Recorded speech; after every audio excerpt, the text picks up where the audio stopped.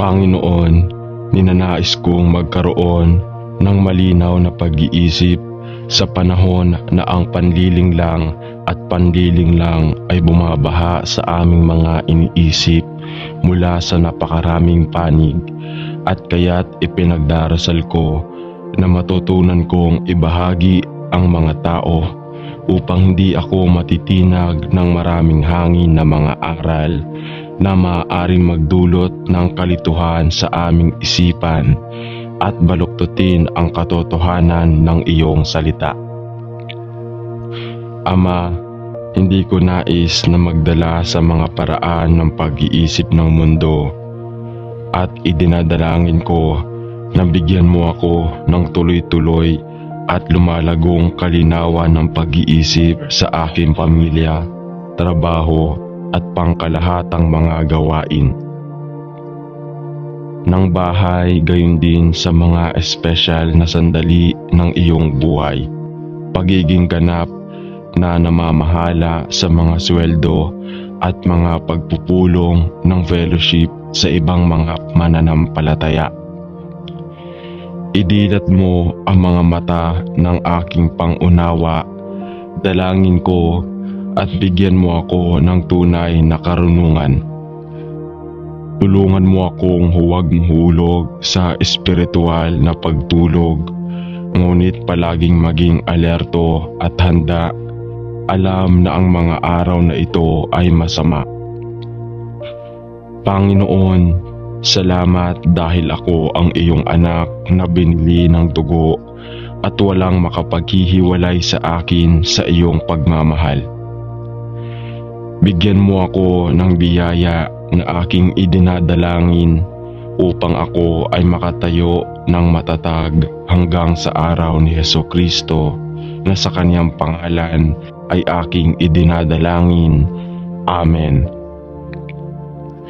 Diyos na aming Ama, ang iyong mga anak ay puno ng maraming huwad na guro, mapaminsalang mga doktrina at mapanlinglang na mga taktika, at ang kaaway ay gumagala tulad ng isang mabangis na lobo na naghahangad na ikalat ang kawan at sirain ang marami sa iyong mga lingkod. Panginoon, ang simbahan ay puno ng mga panganib na aklat, at ang maninira ay nagdudulot ng kaguluhan.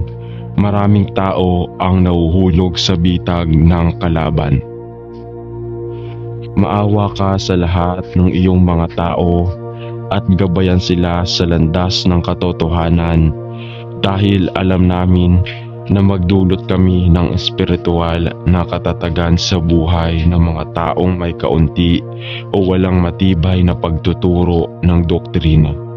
Dalangin namin na kayo, mabubuting tao at mga ministeryo na naghahangad na luwalhatiin ang pangalan ni Jesus at ituro ang buong payo ng Diyos, bumangon.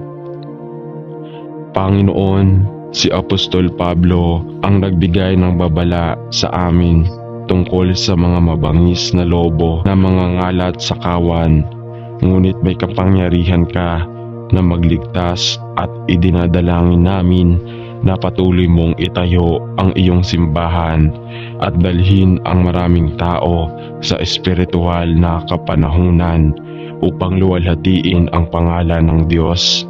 Amen.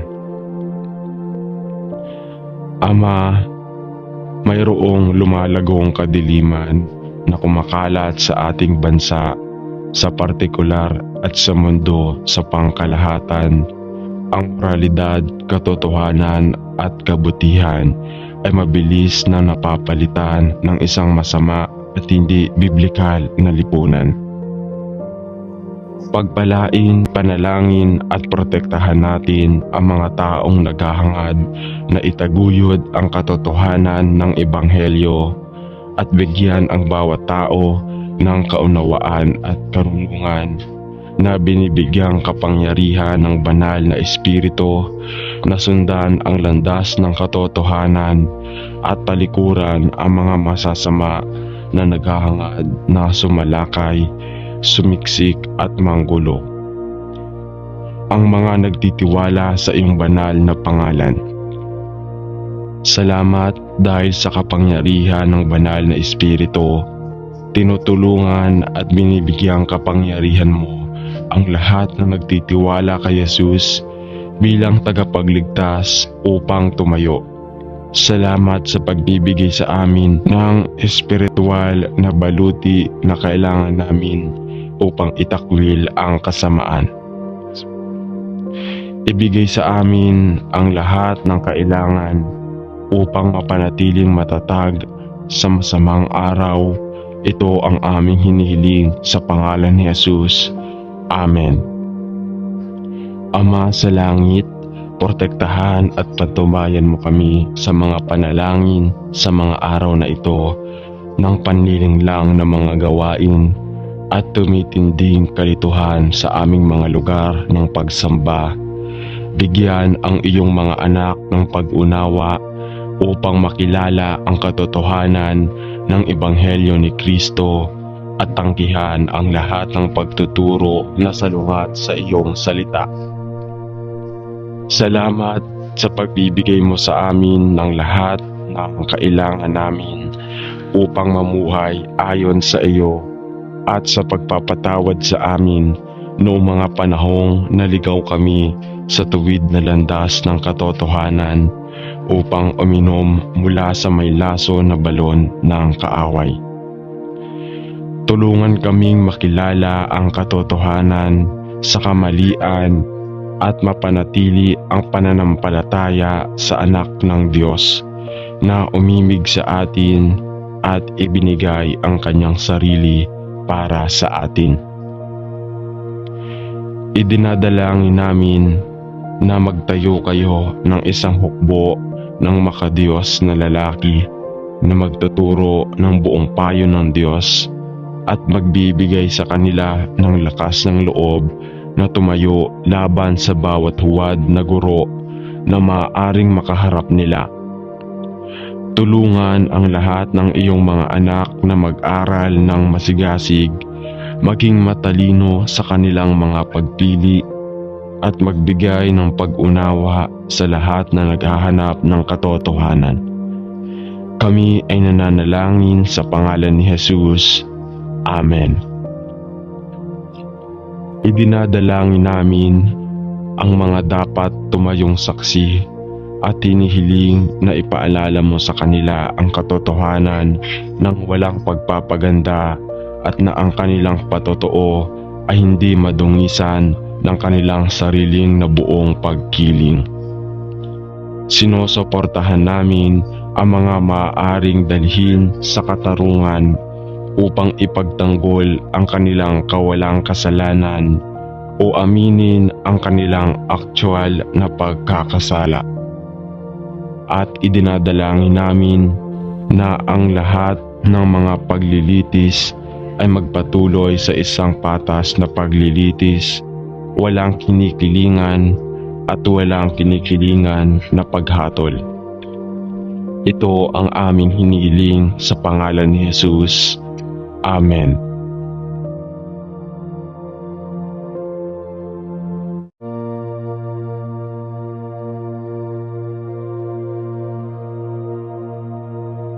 Panginoon, sa buong buhay ko ay tumatakas ako sa iyo at nagpapanggap na ako ay sapat na upang mapunta sa langit at na hindi ko kailangang mag-alala tungkol sa kasalanan dahil napakaraming tao ang mas makasalanan kaysa sa akin.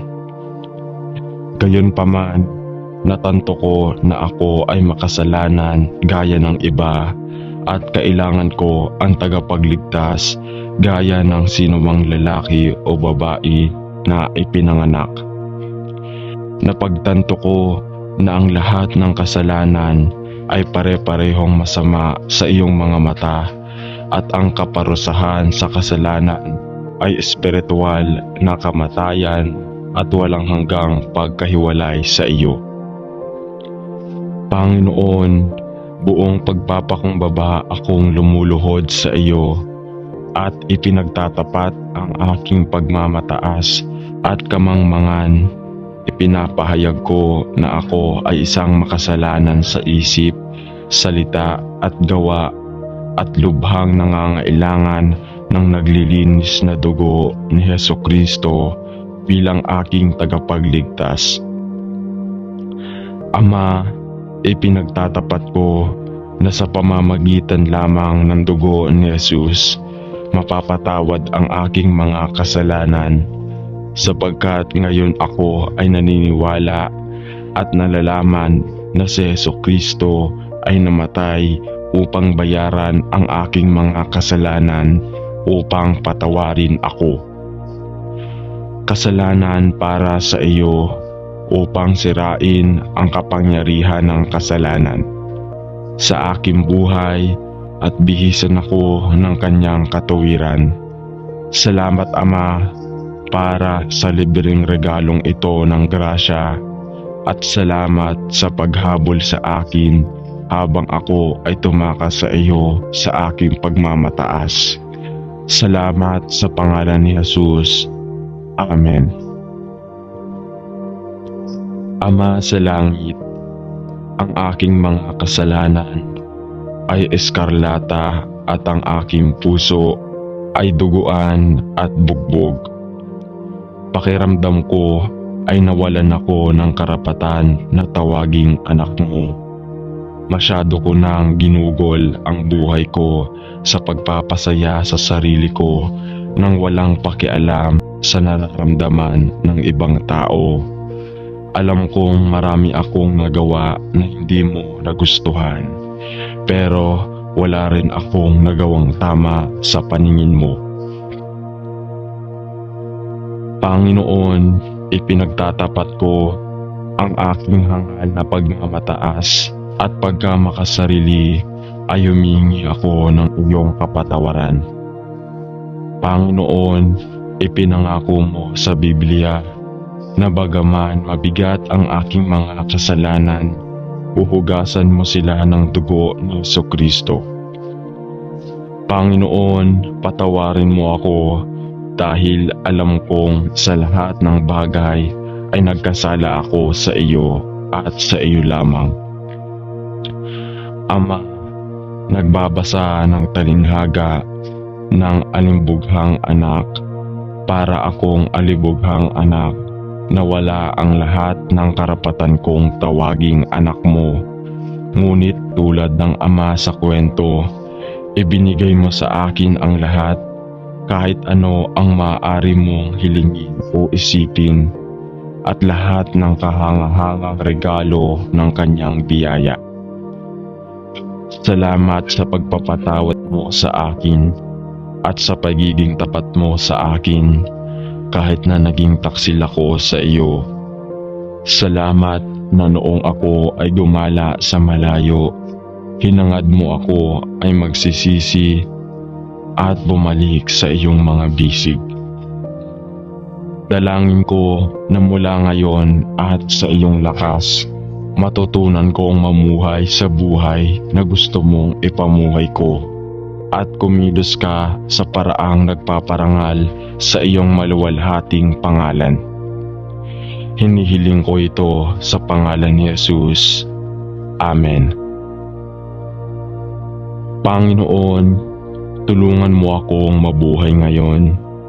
Mayroon akong mga ito kahapon at ang ilan ay hindi masyadong maganda.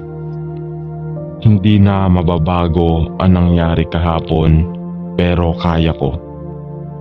Panginoon, hiningahan mo ako at bigyan mo ako ng lakas ng loob na taimtim na magsikap na maging kung sino ang alam kong dapat kong maging, upang makamit ko ang kapayapaang hinahanap ko.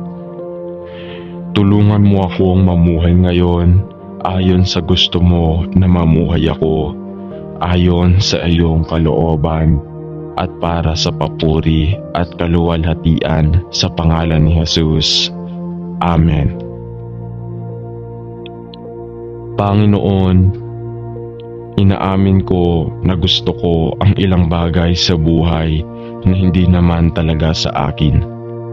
Ipinagtatapat ko rin na ang ilang mga pagnanasa na nararanasan ko ay napakalakas na ang mga ito ay nauuri bilang mga pagnanasa o matinding pagnanasa ng laman. Panginoon, patawarin mo ako at tulungan mo akong lumakad ng may kalinawan patungo sa iyo at sa mga nakapaligid sa akin. Lagi kang naging tapat sa akin, Diyos.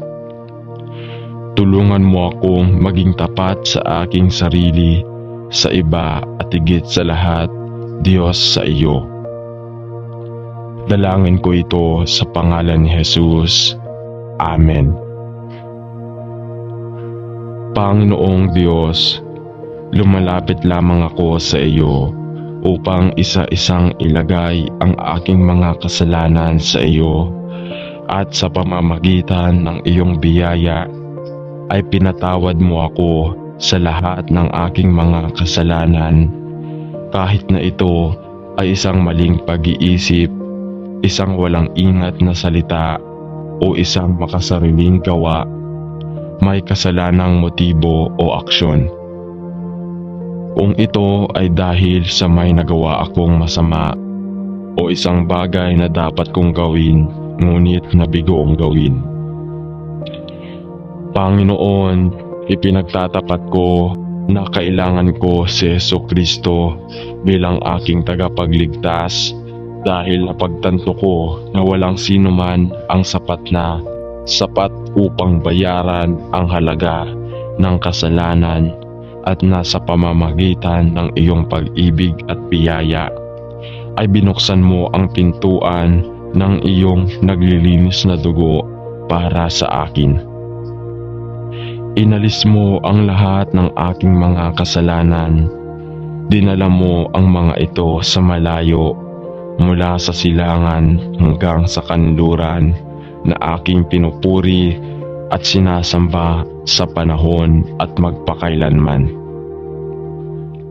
Salamat sa pagkamatay mo para sa aking mga kasalanan at sa pagtanggap ng parusang nararapat sa akin. Salamat sa pagiging tagapagdala ng kasalanan at sa pagtubos mo sa akin mula sa maputik na putik at sa paglalagay ng aking mga paa sa bato ng aking kaligtasan. Salamat sa pagmamahal mo sa akin, kaya ipinadala mo si Jesus, ang iyong bugtong na anak, upang magdusa at mamatay para sa akin. Panginoon, ang kadakilaan ang kanyang sakripisyong kamatayan ay hindi tumitigil sa paghampas sa akin habang pinalalim ko ang aking pag-unawa sa kung ano ang kahulugan para sa akin ng kanyang perpektong pag-alay ng buhay. Pinupuri at hinahangaan kita para sa gayong pambihirang pag-ibig at nagdududa ako na sa panahon o sa kawalang hanggan ay lubos nating maunawaan ang halaga nito sa iyo. Salamat, Amang Diyos, sa pangalan ni Jesus. Amen.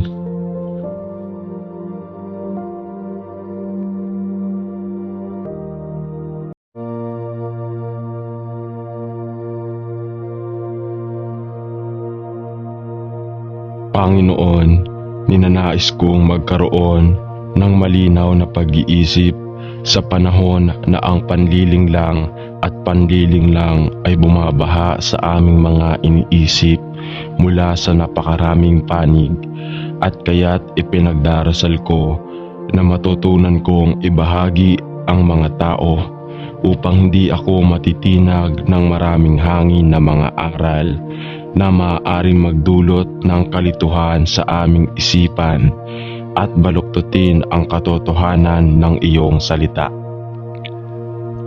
Ama, hindi ko nais na magdala sa mga paraan ng pag-iisip ng mundo, at idinadalangin ko na bigyan mo ako ng tuloy-tuloy at lumalagong kalinawan ng pag-iisip sa aking pamilya, trabaho at pangkalahatang mga gawain ng bahay, gayon din sa mga espesyal na sandali ng iyong buhay. Pagiging ganap na namamahala sa mga sweldo at mga pagpupulong ng fellowship sa ibang mga mananampalataya. Idilat mo ang mga mata ng aking pangunawa, dalangin ko at bigyan mo ako ng tunay na karunungan. Tulungan mo akong huwag mahulog sa espiritual na pagtulog, ngunit palaging maging alerto at handa. Alam na ang mga araw na ito ay masama. Panginoon, salamat dahil ako ang iyong anak na binili ng dugo at walang makapaghihiwalay sa akin sa iyong pagmamahal. Bigyan mo ako ng biyaya na aking idinadalangin upang ako ay makatayo ng matatag hanggang sa araw ni Hesukristo na sa kanyang pangalan ay aking idinadalangin. Amen. Diyos na aming Ama, ang iyong mga anak ay puno ng maraming huwad na guro, mapaminsalang mga doktrina at mapanlinglang na mga taktika, at ang kaaway ay gumagala tulad ng isang mabangis na lobo na naghahangad na ikalat ang kawan at sirain ang marami sa iyong mga lingkod. Panginoon, ang simbahan ay puno ng mga panganib na aklat, at ang maninira ay nagdudulot ng kaguluhan. Maraming tao ang nahuhulog sa bitag ng kalaban.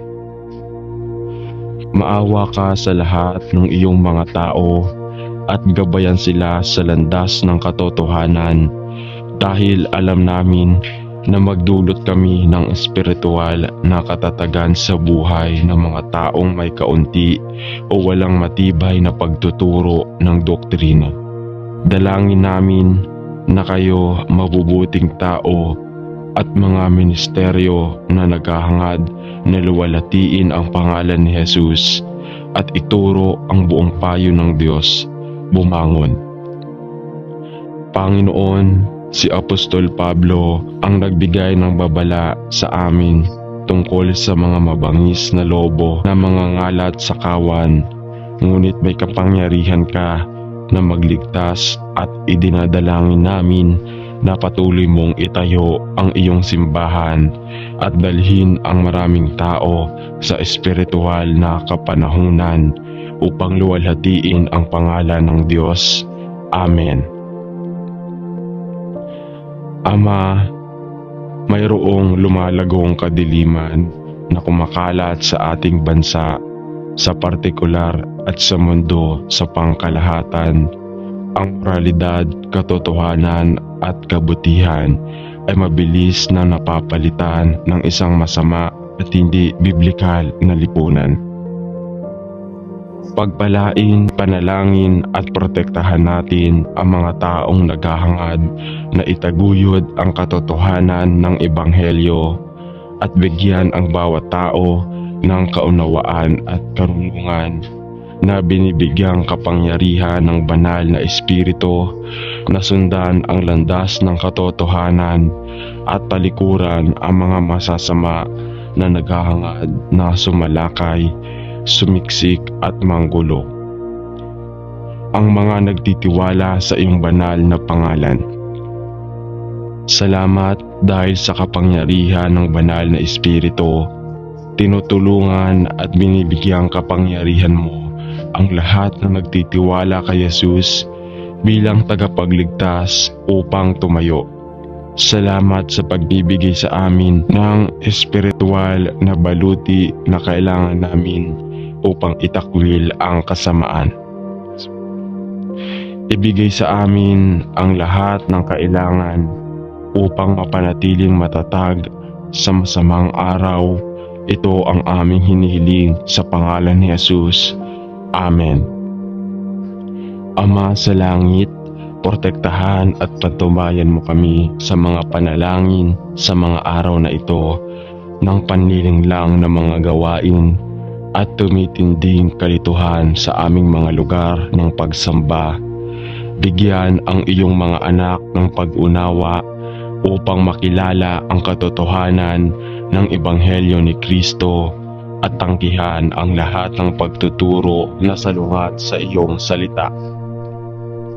Salamat sa pagbibigay mo sa amin ng lahat ng kailangan namin upang mamuhay ayon sa iyo at sa pagpapatawad sa amin noong mga panahong naligaw kami sa tuwid na landas ng katotohanan upang uminom mula sa may laso na balon ng kaaway.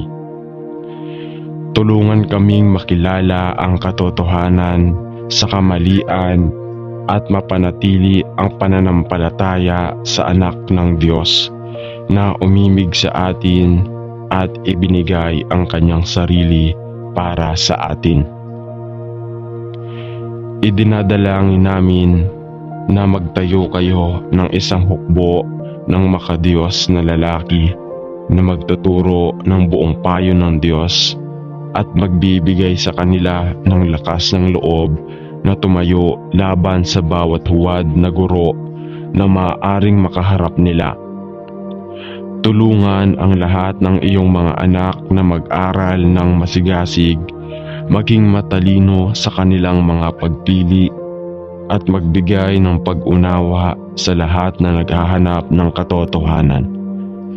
Kami ay nananalangin sa pangalan ni Jesus. Amen. Idinadalangin namin ang mga dapat tumayong saksi at hinihiling na ipaalala mo sa kanila ang katotohanan ng walang pagpapaganda at na ang kanilang patotoo ay hindi madungisan ng kanilang sariling na buong pagkiling. Sinusuportahan namin ang mga maaaring dalhin sa katarungan upang ipagtanggol ang kanilang kawalang kasalanan o aminin ang kanilang aktwal na pagkakasala. At idinadalangin namin na ang lahat ng mga paglilitis ay magpatuloy sa isang patas na paglilitis, walang kinikilingan at walang kinikilingan na paghatol. Ito ang aming hinihiling sa pangalan ni Jesus. Amen.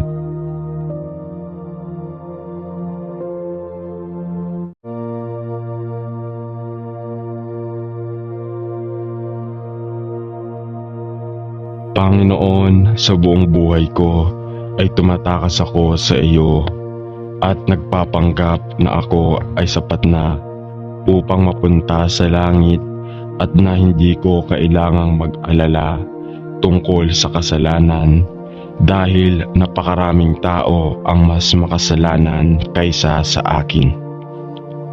Gayunpaman, natanto ko na ako ay makasalanan gaya ng iba at kailangan ko ang tagapagligtas gaya ng sinumang lalaki o babae na ipinanganak.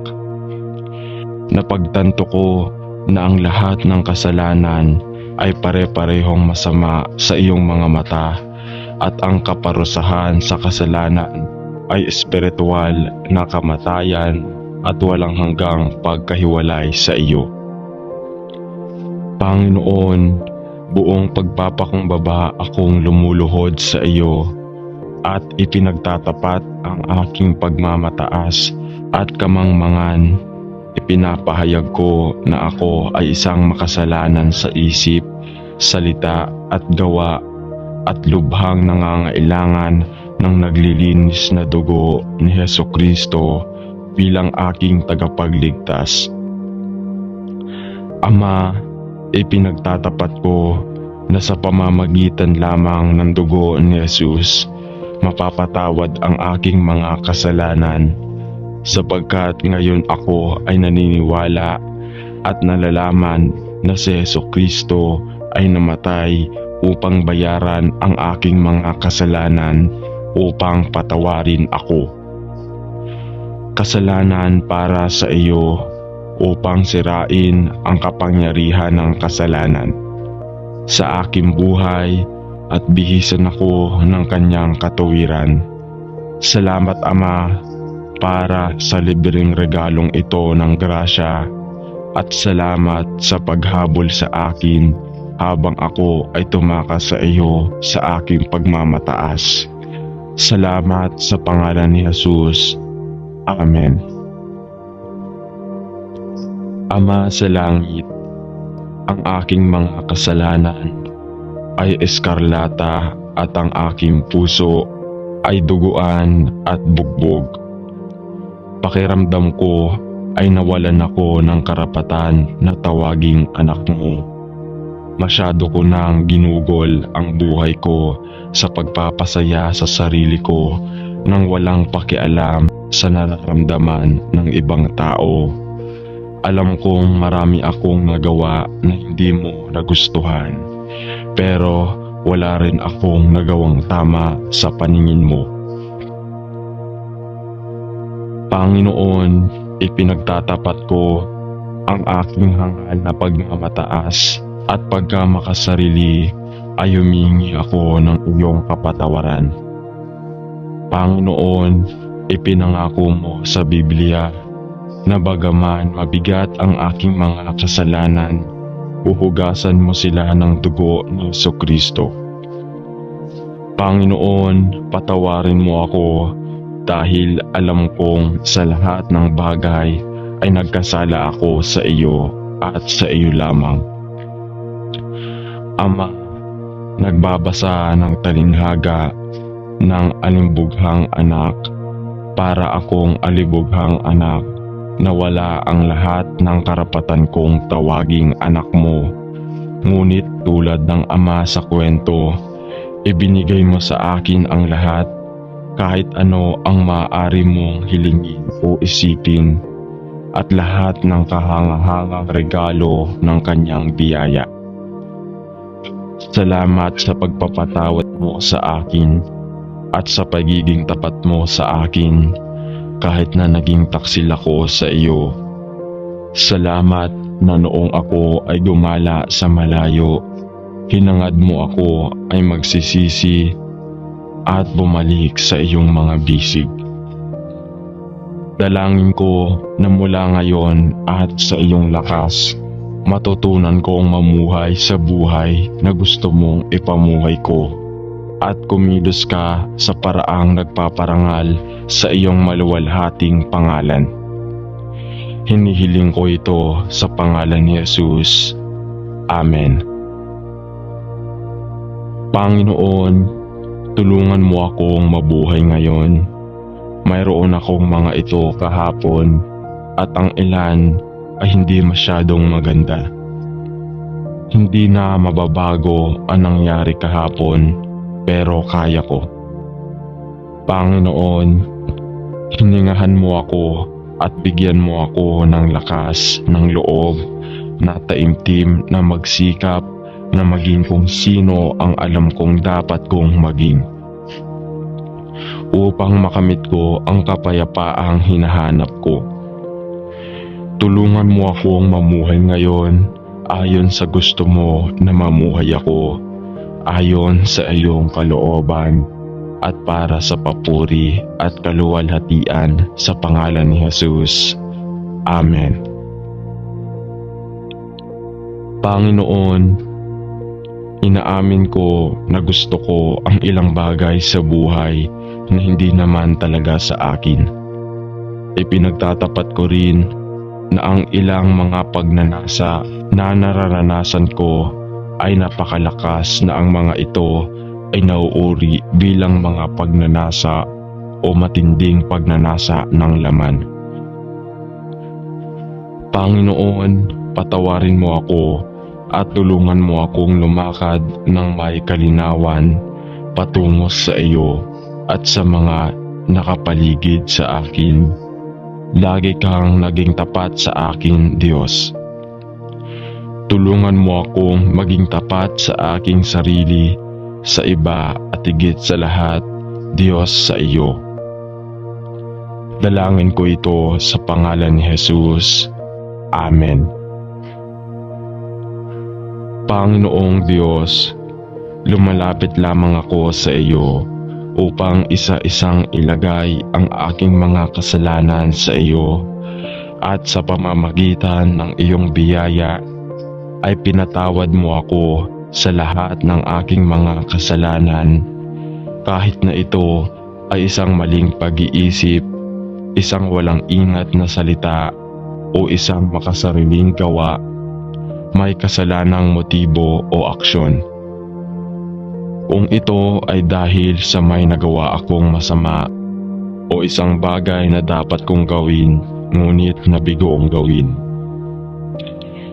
Panginoon, ipinagtatapat ko na kailangan ko si Jesucristo bilang aking tagapagligtas, dahil napagtanto ko na walang sino man ang sapat upang bayaran ang halaga ng kasalanan, at nasa pamamagitan ng iyong pag-ibig at biyaya ay binuksan mo ang pintuan ng iyong naglilinis na dugo para sa akin.